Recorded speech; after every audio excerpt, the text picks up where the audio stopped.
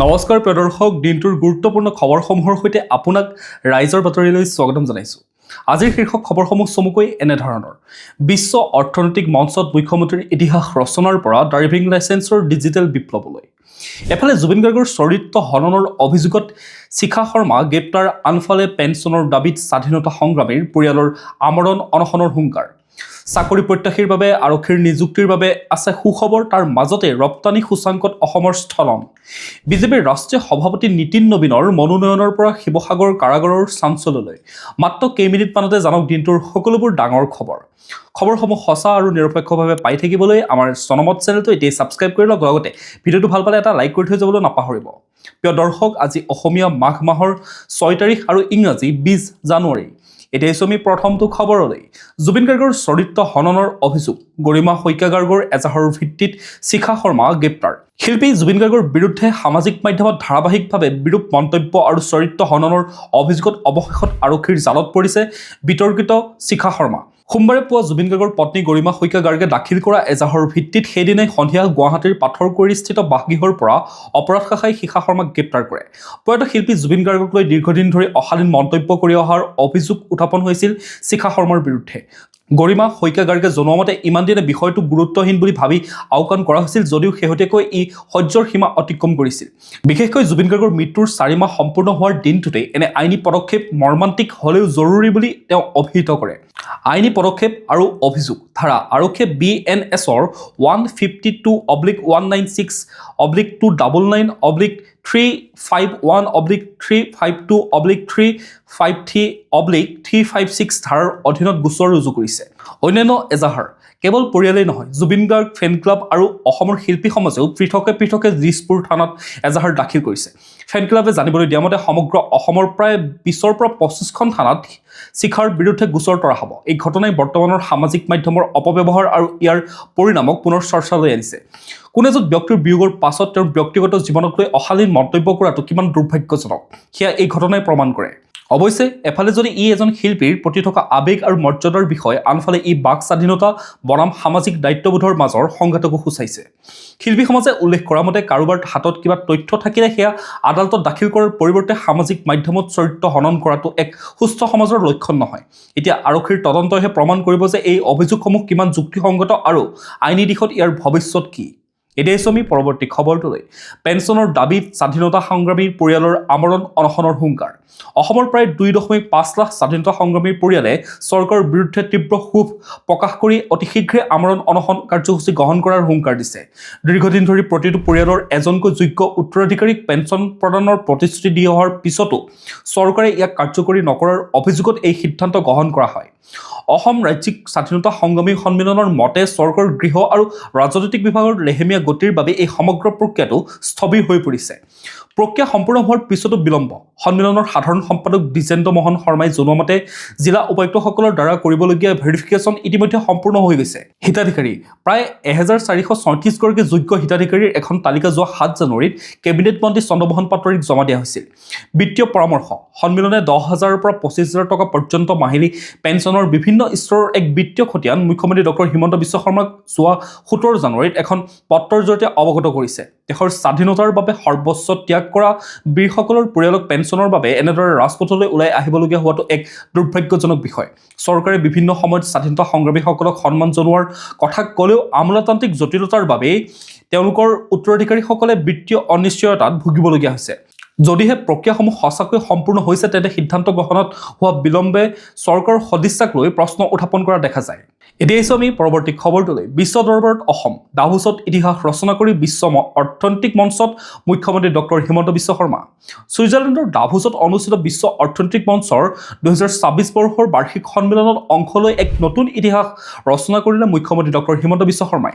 অসমৰ প্ৰথমগৰাকী মুখ্যমন্ত্ৰী হিচাপে এই সন্মানীয় বিশ্ব সন্মিলনত অংশ গ্ৰহণ কৰি তেওঁ অসমৰ উন্নয়নৰ কথা বিশ্বৰ আগশাৰীৰ উদ্যোগপতি আৰু অৰ্থনীতিবিদসকলৰ আগত দাঙি ধৰিছে।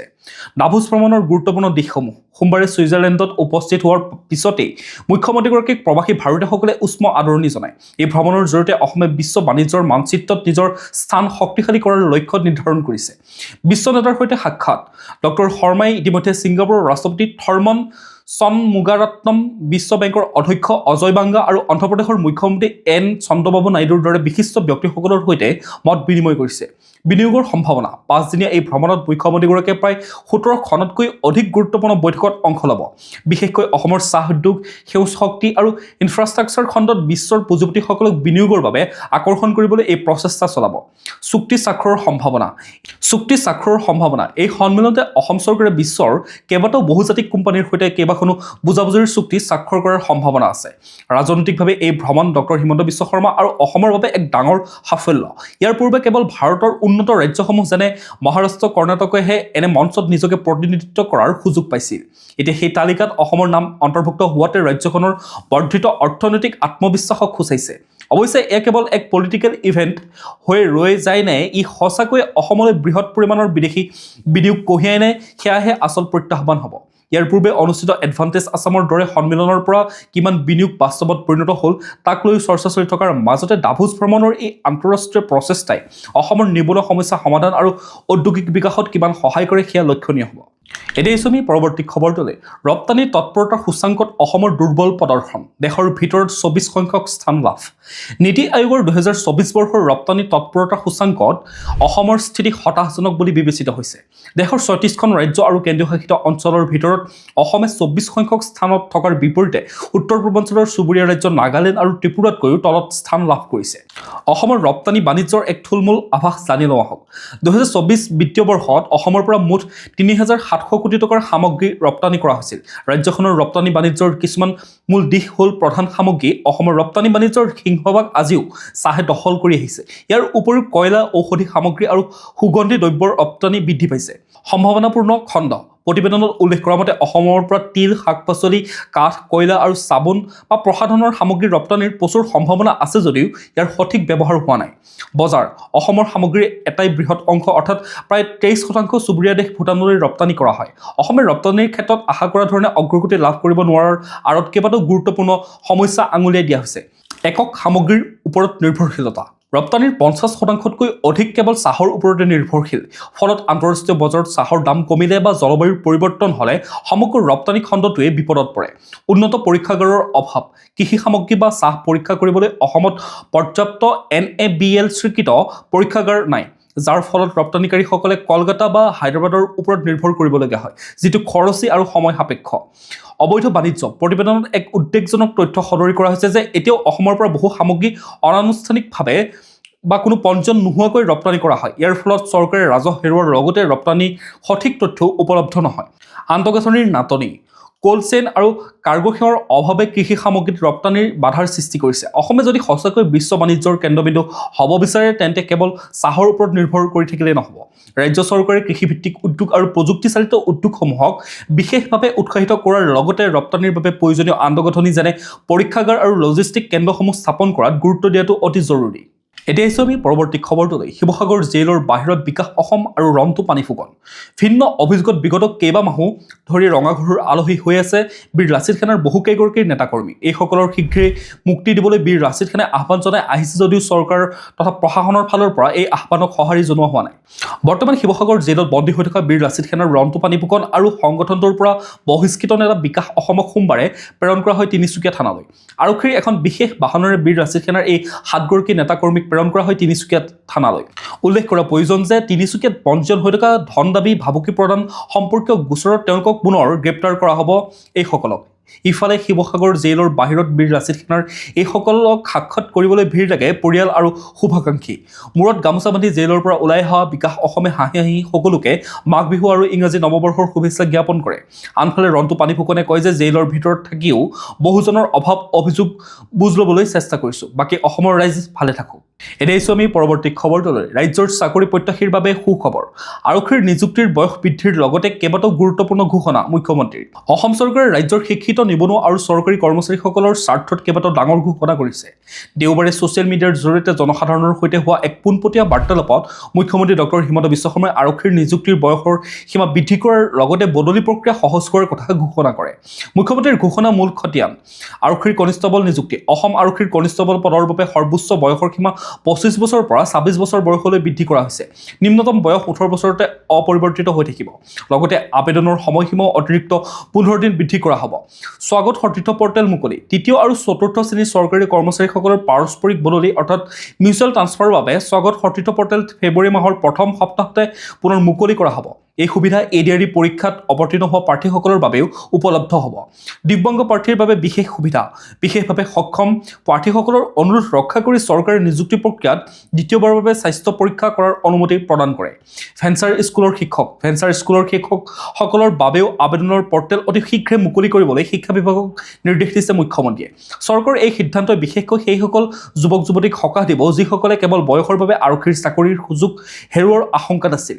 বয়সৰ সীমা মাত্ৰ এবছৰ বৃদ্ধি কৰিলৈ ই হাজাৰ হাজাৰ প্ৰাৰ্থীক প্ৰতিযোগিতাত অৱতীৰ্ণ হোৱাৰ সুযোগ দিব। আনহাতে স্বাগত সতীৰ্থ পৰ্টেলৰ পুনৰ মুকলিয়ে কৰ্মচাৰীসকলৰ মাজত থকা বদলি সম্পৰ্কীয় মানসিক দুশ্চিন্তা বহুখিনিলৈ লাঘৱ কৰিব। অৱশ্যে দিব্যাংগ প্ৰাৰ্থীৰ ক্ষেত্ৰত মুখ্যমন্ত্ৰীয়ে এক কঠোৰ সতৰ্কবাণীও প্ৰদান কৰিছে।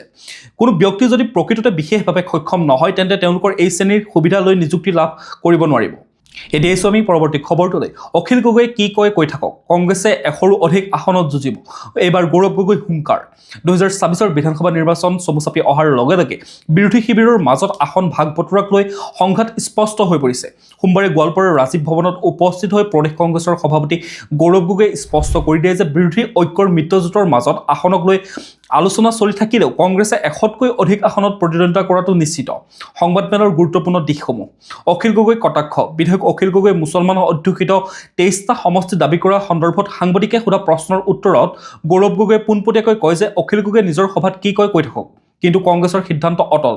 আমি 100ৰো অধিক আসনত খেলিম। মাটিৰ সিন্ডিকেটৰ অভিযোগ। মুখ্যমন্ত্ৰী ডক্টৰ হিমন্ত বিশ্ব শৰ্মাক মাটিৰ সিন্ডিকেটৰ চৰ্দাৰ আখ্যা দি গগৈয়ে অভিযোগ কৰে যে চৰকাৰে খিলঞ্জীয়া ৰাভা সম্প্ৰদায়ৰ লোকৰ ভূমি দখল কৰি ব্যৱসায় চলাইছে। ভোটাৰ তালিকাত খেলিমেলি। বিজেপিয়ে নিৰ্বাচন জিকিবলৈ বিহাৰ আৰু উত্তৰ প্ৰদেশৰ পৰা মানুহ আনি অসমৰ ভোটাৰ তালিকাত সোমোৱাইছে বুলি এক গুৰুতৰ অভিযোগ উত্থাপন কৰে সভাপতিগৰাকীয়ে। গৌৰৱ গগৈৰ এই মন্তব্যই বিৰোধী মিত্ৰজোঁটৰ ফাঁদটো পুনৰ ৰাইজৰ আগত উদঙাই দিছে। এফালে যদি মিত্ৰতাৰ কথা কোৱা হৈছে, আনফালে একক শক্তি প্ৰদৰ্শনৰ ইচ্ছাই বিৰোধী ঐক্যৰ ভৱিষ্যতক লৈ এতিয়া এক নিশ্চয় প্ৰশ্নচিহ্ন থিয় কৰাইছে। এতিয়া আছো আমি পৰৱৰ্তী খবৰটোলৈ। 500 সূত্ৰধাৰৰ উপস্থাপনেৰে আৰম্ভ অসম ভাওনা সমাৰোহ 2024। সত্ৰনগৰী মাজুলীত উখল মাখল পৰিৱেশ। ৰাজ্যৰ বিভিন্ন প্ৰান্তৰ পৰা অহা সূত্ৰধাৰ গায়ন বায়ন ভকত বৈষ্ণৱৰে ভৰি পৰিছে মাজুলী। কাৰণ আৰম্ভ হৈছে অসম ভাওনা সমাৰোহ 2024। ঐতিহাসিক শ্ৰী শ্ৰী আউনীআটী সত্ৰৰ মণিকাঞ্চন ৰংগক্ষেত্ৰত দেওবাৰৰ পৰা আৰম্ভ হৈছে এই ভাওনা সমাৰোহৰ 11 দিনীয়া কাৰ্যসূচীৰে অনুষ্ঠিত হৈছে এই ভাওনা সমাৰোহ। 2006 চনৰ পৰা প্ৰতি দুবছৰ মূৰে মূৰে অনুষ্ঠিত হৈ আহিছে এই ভাওনা সমাৰোহ। অসম ভাওনা সমাৰোহত মাজুলীৰ লগতে অসমৰ বিভিন্ন প্ৰান্তৰ দলে অংশগ্ৰহণ কৰে। প্ৰতিদিনে দুখনকৈ ভাওনা অনুষ্ঠিত হয় এই ভাওনা সমাৰোহত। তাৰ পূৰ্বে 500 সূত্ৰধাৰৰ প্ৰদৰ্শনেৰে দেওবাৰৰ পৰা আউনীআটী সত্ৰৰ মণিকাঞ্চন ৰংগক্ষেত্ৰত আৰম্ভ হ'ল অসম ভাওনা সমাৰোহ 2024। এই সমাৰোহত দিনৰ ভাগত থাকিব বিভিন্ন বৰ্ণিল কাৰ্যসূচী। এই সন্দৰ্ভত আউনীআটী সত্ৰৰ সত্ৰাধিকাৰ ডক্টৰ পীতাম্বৰ দেৱগোস্বামীয়ে কয় যে 2006 চনত যেতিয়া এই ভাওনা সমাৰোহ আয়োজন কৰিছিলোঁ তেতিয়াৰ পৰা প্ৰতি বছৰে আমি এক ব্যতিক্ৰমী কাৰ্যসূচী অনুষ্ঠিত কৰিছিলোঁ। এই বছৰো সূত্ৰধাৰৰ উপস্থাপন কাৰ্যসূচী গ্ৰহণ কৰিছোঁ। এই বছৰ 500 সূত্ৰধাৰৰ নৃত্যৰে এই ভাওনা সমাৰোহ শুভাৰম্ভ কৰা হয়। এতিয়া আছো আমি পৰৱৰ্তী খবৰটোলৈ। পৰিবহণ বিভাগত ডিজিটেল বিপ্লৱ। এতিয়াৰ পৰা ঘৰতে বহিয়ে আপুনি ডাউনলোড কৰিব পাৰিব ড্ৰাইভিং লাইচেন্স আৰু RC। চৰকাৰী কাৰ্যালয়ত দীঘলীয়া শাৰী পতাৰ দিন এতিয়া অতীত। অসম চৰকাৰৰ পৰিবহণ বিভাগে জনসাধাৰণৰ সুবিধাৰ্থে ড্ৰাইভিং লাইচেন্স আৰু বাহন পঞ্জীয়ন প্ৰমাণপত্ৰ অৰ্থাৎ RC সম্পূৰ্ণকৈ ডিজিটেল কৰি তুলিছে। ইয়াৰ ফলত এতিয়াৰ পৰা ৰাজ্যৰ নাগৰিকসকলে যিকোনো সময়তে আৰু যিকোনো ঠাইতে নিজৰ মোবাইলৰ জৰিয়তে এই নথিপত্ৰসমূহ লাভ কৰিব পাৰিব। এই তথ্য জনালে ৰাজ্যৰ মুখ্যমন্ত্ৰী ডক্টৰ হিমন্ত বিশ্ব শৰ্মাই। এতিয়া জানি লওঁ হওক আজিৰ দিনটোৰ বতৰৰ বতৰা। ভাৰতীয় বতৰ বিজ্ঞান কেন্দ্ৰৰ তথ্য অনুসৰি 20 জানুৱাৰী 2024 মঙলবাৰৰ দিনটোত অসমৰ আকাশ মূলতঃ পৰিষ্কাৰ আৰু বতৰ শুকান থাকিব। পুৱাৰ ভাগত ৰাজ্যৰ ঠায়ে ঠায়ে মজলীয়াৰ পৰা ঘন কুঁৱলী পৰাৰ সম্ভাৱনা আছে, যাৰ ফলত দৃশ্যমানতা হ্ৰাস পাব পাৰে। অৱশ্যে বেলা বহাৰ লগে লগে কুঁৱলী আঁতৰি আকাশ ফৰকাল হ'ব আৰু উজ্জ্বল ৰ'দ দেখিবলৈ পোৱা যাব। দিনটোৰ সম্ভাৱ্য সৰ্বোচ্চ তাপমাত্ৰা 22 ডিগ্ৰী চেলছিয়াছ হোৱাৰ সম্ভাৱনা আছে আৰু ৰাতিৰ সৰ্বনিম্ন তাপমাত্ৰা 10 ডিগ্ৰী চেলছিয়াছ হোৱাৰ সম্ভাৱনা আছে। সূৰ্যোদয় হ'ব পুৱা 6:14 আৰু সূৰ্যাস্ত হ'ব আবেলি 4:58। এতিয়া আছো আমি ৰাষ্ট্ৰীয় গুৰুত্বপূৰ্ণ খবৰসমূহৰ মাজলৈ। বিজেপিৰ নতুন অধ্যায়, নীতিন নবীনৰ মনোনয়ন দাখিল। মঙলবাৰে হ'ব আনুষ্ঠানিক ঘোষণা। ভাৰতীয় জনতা পাৰ্টিৰ দ্বাদশ ৰাষ্ট্ৰীয় সভাপতি নিৰ্বাচনৰ প্ৰক্ৰিয়া এতিয়া চূড়ান্ত পৰ্যায়ত। সোমবাৰে নতুন দিল্লীস্থিত দলৰ মুখ্য কাৰ্যালয়ত নীতিন নবীনে আনুষ্ঠানিকভাৱে সভাপতি পদৰ বাবে মনোনয়ন দাখিল কৰে। জে পি নাড্ডা আৰু ৰাজনাথ সিঙে ৰিটাৰ্ণিং অফিচাৰ কে লক্ষ্মণক নবীনৰ মনোনয়ন পত্ৰ প্ৰদান কৰাৰ সময়ত গৃহমন্ত্ৰী অমিত শ্বাহকে ধৰি দলৰ শীৰ্ষ নেতৃত্ব উপস্থিত থাকে। নিৰ্বাচনী প্ৰক্ৰিয়াৰ বিশেষত্ব, বিনা প্ৰতিদ্বন্দ্বিতাৰে নিৰ্বাচিত হোৱাৰ সম্ভাৱনা। প্ৰধানমন্ত্ৰী নৰেন্দ্ৰ মোদী আৰু অমিত শ্বাহৰ সমৰ্থন থকাৰ বাবে নীতিন নবীন বিনা প্ৰতিদ্বন্দ্বিতাৰে নিৰ্বাচিত হোৱাটো প্ৰায় নিশ্চিত। ব্যাপক সমৰ্থন, অসম, বিহাৰ, মহাৰাষ্ট্ৰ আৰু অন্ধ্ৰপ্ৰদেশকে ধৰি কেইবাখনো ৰাজ্যৰ মুখ্যমন্ত্ৰী আৰু জ্যেষ্ঠ নেতাসকলে নবীনৰ সমৰ্থনত মনোনয়ন পত্ৰ দাখিল কৰিছে। কনিষ্ঠতম সভাপতি নিৰ্বাচিত হ'লে নীতিন নবীন হ'ব বিজেপিৰ ইতিহাসৰ আটাইতকৈ কম বয়সীয়া ৰাষ্ট্ৰীয় সভাপতি। বিজেপিৰ এই সিদ্ধান্তই দলটোক তৃণমূল পৰ্যায়ৰ পৰা নেতৃত্বক প্ৰসাৰিত কৰাৰ নীতিটোকে পুনৰ প্ৰতিপন্ন কৰিছে। বিহাৰৰ এজন জ্যেষ্ঠ নেতা হিচাপে নীতিন নবীনৰ উত্থানে ৰাজ্যখনৰ ৰাজনীতিত বিজেপিৰ স্থিতি অধিক শক্তিশালী কৰাৰ লগতে ৰাষ্ট্ৰীয় পৰ্যায়ত এক নতুন তেজৰ সঞ্চাৰ কৰিব বুলি আশা প্ৰকাশ কৰা হৈছে। অৱশ্যে এয়াও লক্ষণীয় যে বিজেপিৰ সভাপতি নিৰ্বাচনত যিবোৰ আইনী আৰু সাংবিধানিক প্ৰক্ৰিয়া যেনে 20জনীয়া প্ৰস্তাৱক 5খন ৰাজ্যৰ সমৰ্থন আদি আছে, সেই সকলোবোৰৰ অন্তিম সিদ্ধান্ত প্ৰকৃততে দলৰ শীৰ্ষ 2-3জন নেতাৰ হাততে কেন্দ্ৰীভূত নেকি? যদিও ইয়াক এক গণতান্ত্ৰিক প্ৰক্ৰিয়া হিচাপে দেখুওৱা হয়, কোনো প্ৰতিদ্বন্দ্বী নোহোৱাকৈ এজন প্ৰাৰ্থী নিৰ্বাচিত হোৱাটোৱে দলটোৰ অভ্যন্তৰীণ নিৰ্বাচনত কোনো বিকল্প নেতৃত্বৰ অনুপস্থিতিক সূচায়। নীতিন নবীনৰ দৰে এজন কনিষ্ঠ নেতাৰ বাবে জে পি নাড্ডা বা অমিত শ্বাহৰ দৰে শক্তিশালী নেতাৰ উত্তৰাধিকাৰী হোৱাটো এক বৃহৎ প্ৰত্যাহ্বান হিচাপে থিয় দিব। এতিয়া আহিছোঁ আমি পৰৱৰ্তী খবৰটোলৈ। জম্মু কাশ্মীৰৰ কিশ্বৱাৰৰ নিৰাপত্তা বাহিনীৰ সন্ত্ৰাসবাদীৰ মাজত সংঘৰ্ষ, 8 জোৱান আহত। জম্মু কাশ্মীৰৰ কিশ্বৱাৰৰ নিৰাপত্তা বাহিনী আৰু সন্ত্ৰাসবাদীৰ মাজত সংঘটিত হয় এক ভয়ানক সংঘৰ্ষ। এই সংঘৰ্ষত ভাৰতীয় সেনাৰ 8জন জোৱান আহত হৈছে বুলি জানিব পৰা গৈছে। এই সংঘৰ্ষ কিশ্বৱাৰৰ সোণাৰৰ ঘন অৰণ্য অঞ্চলত সংঘটিত হয়। সংঘৰ্ষত আঘাতপ্ৰাপ্ত জোৱানসকলৰ ভিতৰত 3জনৰ অৱস্থা অতি সংকটজনক বুলিও জানিব পৰা গৈছে। উল্লেখযোগ্য যে এই ভয়ানক সংঘৰ্ষৰ পাছতে সমগ্ৰ অঞ্চলটোত সেনাই তীব্ৰ অভিযান আৰম্ভ কৰিছে। সেনাৰ white night corps, Jammu Kashmir আৰক্ষী আৰু CRPFে যুটীয়াভাৱে দেওবাৰে এই অভিযান আৰম্ভ কৰে। ইয়াৰ নাম অপাৰেশ্যন ট্ৰাচি 1 ৰাখিছিল। শেহতীয়া তথ্য অনুসৰি সন্ত্ৰাসবাদীৰ দলটোত পাকিস্তান ভিত্তিক কুখ্যাত সন্ত্ৰাসবাদী সংগঠন জইচ-ই-মহম্মদৰ সৈতে জড়িত থকাৰ সম্ভাৱনা আছে বুলি উল্লেখ কৰা হৈছে। অভিযানৰ সময়ত জোৱানসকলে সন্ত্ৰাসবাদীৰ এটা দলক ঘেৰি ধৰিছিল, কিন্তু সেই সময়তে সন্ত্ৰাসবাদীয়ে অতৰ্কিতে সেনালৈ লক্ষ্য কৰি গ্ৰেনেড নিক্ষেপ কৰে। ইয়াৰ ফলতে 8জন জোৱান আঘাতপ্ৰাপ্ত হয়। ইয়াৰে 3জন জোৱানৰ অৱস্থা এতিয়া গুৰুতৰ হোৱাৰ বাবে তেওঁলোকক উন্নত চিকিৎসাৰ বাবে বিমানযোগে লৈ যোৱা হয়। এতিয়া আমি খেল জগতৰ খবৰসমূহৰ মাজলৈ। ৰাষ্ট্ৰীয় স্কাই মাৰ্চিয়েল আৰ্টছ প্ৰতিযোগিতা, 8টা সোণ, 17টা ৰূপসহ 61টা পদক অসমৰ। হায়দৰাবাদত অনুষ্ঠিত 26সংখ্যক ৰাষ্ট্ৰীয় স্কাই মাৰ্চিয়েল আৰ্টছ প্ৰতিযোগিতাত অসমৰ দলটোৱে অৰ্জন কৰিছে সাফল্য। অসমৰ পৰা যোৱা দলটোৱে বিভিন্ন শাখাত 61টা পদক অৰ্জন কৰিবলৈ সক্ষম হয়। এই খেলুৱৈসকলক উৎসাহিত কৰিবলৈ গোলাঘাট সন্মিলিত মটৰ পৰিবহণ সন্থাৰ সভাগৃহত এখন সম্বৰ্ধনা অনুষ্ঠান অনুষ্ঠিত কৰা হয়। অসম স্কাই মাৰ্চিয়েল আৰ্টছ সন্থাৰ সভাপতি পূৰ্ণ ৰাজখোৱাৰ সভাপতিত্বত অনুষ্ঠিত এই সম্বৰ্ধনা অনুষ্ঠানত উক্ত প্ৰতিযোগিতাখনত অংশগ্ৰহণ কৰি 8টা সোণ, 17টা ৰূপ আৰু 37টা ব্ৰঞ্জৰ পদক অৰ্জন কৰি অসমলৈ গৌৰৱ কঢ়িয়াই অনা খেলুৱৈসকলক সম্বৰ্ধনা জ্ঞাপন কৰা হয়। এতিয়া আমি পৰৱৰ্তী খবৰটোলৈ। বিশ্বকাপৰ পৰা বাহিৰ হ'ব নেকি Bangladesh? Bangladesh cricket board BCB আৰু আন্তঃৰাষ্ট্ৰীয় ক্ৰিকেট পৰিষদৰ মাজত T20 বিশ্বকাপত অংশগ্ৰহণক লৈ অচলাৱস্থা অব্যাহত আছে। অহা 21 জানুৱাৰীৰ ভিতৰত এই সমস্যা সমাধান হোৱাৰ সম্ভাৱনা। বাংলাদেশৰ অংশগ্ৰহণ আৰু প্ৰতিযোগিতাখনৰ বাবে তেওঁলোকে ভাৰতলৈ ভ্ৰমণ কৰিব নে নকৰে সেই সন্দৰ্ভত দুদিনৰ ভিতৰত সিদ্ধান্ত ল'ব লাগিব। ESPN ক্ৰিক ইনফোৱে প্ৰকাশ কৰা এক প্ৰতিবেদনত শনিবাৰে দুয়োপক্ষৰ মাজত বৈঠক হোৱা বুলি দাবী কৰা হয়। প্ৰতিবেদনত উল্লেখ কৰা হৈছে যে ICCয়ে তেওঁলোকৰ অংশগ্ৰহণৰ ওপৰত BCBক সিদ্ধান্ত ল'বলৈ আহ্বান জনাব। যদিহে বাংলাদেশে ভাৰতলৈ আহিবলৈ অস্বীকাৰ কৰে, তেন্তে ICCয়ে ৰেংকিঙৰ ভিত্তিত দলৰ নাম ঘোষণা কৰিব, যিটো স্কটলেণ্ড হোৱাৰ সম্ভাৱনা আছে। এতিয়া আমি আন্তঃৰাষ্ট্ৰীয় গুৰুত্বপূৰ্ণ খবৰসমূহৰ মাজলৈ। বিদেশত চাকৰিৰ ভয়ংকৰ ফান্দ, কম্বোডিয়াৰ মানৱ সৰবৰাহ চক্ৰত পোহৰলৈ আহিল পাকিস্তানী সংযোগ। বিদেশত উচ্চ দৰমহাৰ চাকৰি দিয়াৰ নামত ভাৰতীয় যুৱক-যুৱতীক সৰবৰাহ কৰা এক বিশাল আন্তঃৰাষ্ট্ৰীয় চক্ৰৰ তদন্তত এতিয়া বিস্ফোৰক তথ্য পোহৰলৈ আহিছে। তদন্তকাৰী সংস্থাৰ মতে এই সমগ্ৰ অবৈধ কাৰ্যকলাপৰ আঁৰত পাকিস্তানী এজেণ্টৰ এক গভীৰ নেটৱৰ্ক সক্ৰিয় হৈ আছে। ঘটনাৰ নেপথ্যত কি আছে? 2024 চনত প্ৰথমবাৰৰ বাবে পোহৰলৈ অহা এই কেলেংকাৰীত প্ৰায় 5000 ভাৰতীয়ক ভুৱা চাকৰিৰ প্ৰলোভনেৰে কম্বোডিয়ালৈ লৈ যোৱা হৈছিল। তাৰ পিছতে আৰম্ভ হৈছিল এক লোমহৰ্ষক কাহিনী। চাইবাৰ ক্ৰাইমৰ দাসত্ব ভুক্তভোগীসকলক কম্বোডিয়াত গৈ পোৱাৰ পিছত এক প্ৰকাৰ বন্দী কৰি ৰখা হৈছিল। তেওঁলোকক জোৰকৈ অনলাইন প্ৰবঞ্চনা আৰু বিভিন্ন চাইবাৰ অপৰাধমূলক কামত লিপ্ত হ'বলৈ বাধ্য কৰোৱা হৈছিল। পাকিস্তানী এজেণ্টৰ ভূমিকা। শেহতীয়া তদন্তত দেখা গৈছে যে ভাৰতৰ পৰা যুৱক-যুৱতীসকলক কম্বোডিয়ালৈ প্ৰেৰণ কৰাৰ পৰা আৰম্ভ কৰি তাত তেওঁলোকক নিয়ন্ত্ৰণ কৰালৈকে এই সকলোবোৰৰ আঁৰত পাকিস্তানী এজেণ্টৰ হাত আছে। উদ্ধাৰ অভিযান। ভাৰত চৰকাৰৰ হস্তক্ষেপত ইতিমধ্যে বহু ভাৰতীয়ক সেই নৰকসদৃশ পৰিৱেশৰ পৰা উদ্ধাৰ কৰি কৰি দেশলৈ ঘূৰাই অনা হৈছে যদিও এতিয়াও বহু লোক নিৰুদ্দেশ হৈ থকাৰ আশংকা প্ৰকাশ কৰা হৈছে। এই ঘটনাই ভাৰতৰ আভ্যন্তৰীণ নিৰাপত্তা আৰু যুৱ প্ৰজন্মৰ সংস্থাপনৰ দুৰ্বলতাক পুনৰ আঙুলিয়াই দিছে। একাংশ পাকিস্তানী এজেণ্টে ভাৰতীয়সকলক লক্ষ্য কৰি কেনেকৈ আন্তঃৰাষ্ট্ৰীয় চাইবাৰ ক্ৰাইম নেটৱৰ্ক গঢ়ি তুলিবলৈ সক্ষম হৈছে সেয়া অত্যন্ত চিন্তনীয় বিষয়। চৰকাৰে যদিও উদ্ধাৰ অভিযান চলাইছে, কিন্তু কেৱল উদ্ধাৰেই ইয়াৰ স্থায়ী সমাধান নহয়। সামাজিক মাধ্যমৰ জৰিয়তে অহা এনে ভুৱা চাকৰিৰ প্ৰস্তাৱসমূহৰ ওপৰত চোকা নজৰ ৰখাৰ লগতে জনসাধাৰণৰ মাজত সজাগতা বৃদ্ধি কৰাটো জৰুৰী। নহ'লে অজানিতে বহু শিক্ষিত নিবনুৱা এনেধৰণৰ ডিজিটেল দাসত্বৰ বলি হৈ ৰাষ্ট্ৰবিৰোধী কামত ব্যৱহাৰ হ'ব পাৰে। প্ৰিয় দৰ্শক, আজি দিনটোৰ গুৰুত্বপূৰ্ণ খবৰসমূহ আছিল ইমানেই। আপোনালোকে যদি এতিয়াও আমাৰ চেনেলটো ছাবস্ক্ৰাইব কৰি ল'বলৈ পাহৰি গৈছে, অনুগ্ৰহ কৰি চেনেলটো ছাবস্ক্ৰাইব কৰি লওক, লগতে নটিফিকেশ্যন বেল আইকনটো প্ৰেছ কৰি ৰাখক যাতে প্ৰতিদিনে এনেধৰণে খবৰসমূহ পাই থাকে। লগতে ভিডিঅ'টো যদি ভাল পালে এটা লাইক কৰিব আৰু কমেণ্টত আপোনাৰ মতামত দিবলৈ নাপাহৰিব। কাইলৈ পুনৰ একে সময়তে লগ পোৱাৰ প্ৰতিশ্ৰুতিৰে আপোনাক বহুত বহুত ধন্যবাদ জ্ঞাপন কৰিছোঁ।